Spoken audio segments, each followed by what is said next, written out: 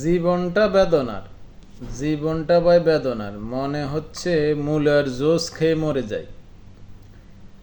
চারদিকে শুধু আমাদের জয় জয়কার।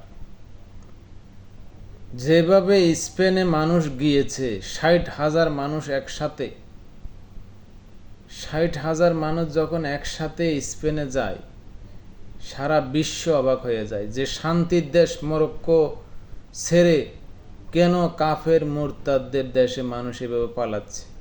সারা বিশ্ব অবাক। তো এটা বাংলাদেশও হবে। এই বাংলাদেশ ফেলে রেখে সবাই ভারতে পালাবে, কিন্তু ভারতকে স্পেন হতে হবে।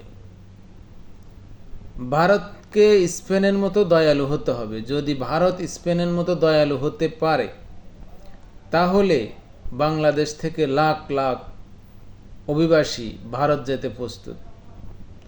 শুধু কালকে থেকে অর্ডারটা যদি হয়ে যায় যে বাংলাদেশ ভারত সীমান্তে কোনো বর্ডার থাকবে না, কোনো কাঁটাতার থাকবে না, বাংলাদেশ ভারত সীমান্তে কোনো পুলিশ থাকবে না, বর্ডার বিজিবি থাকবে না, অবস্থাটা কি হবে? কি হবে ভাইয়েরা, কল্পনা করতে পারেন? কলকাতা শহর 2 দিনে বাঙালিতে ভরে যাবে। কলকাতা শহরের কালচার নষ্ট হয়ে যাবে, পরিবেশ নষ্ট করে ফেলবে আমাদের বাঙালিরা ওইখানে গিয়ে। কি মিথ্যে বলছি?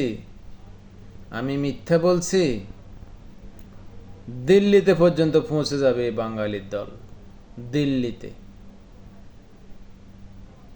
কলকাতা শহরের আনাচে কানাচে এমন কোনো জায়গা থাকবে না যেখানে বাঙালিরা যাবে না। তো এই হচ্ছে আমাদের পরিস্থিতি।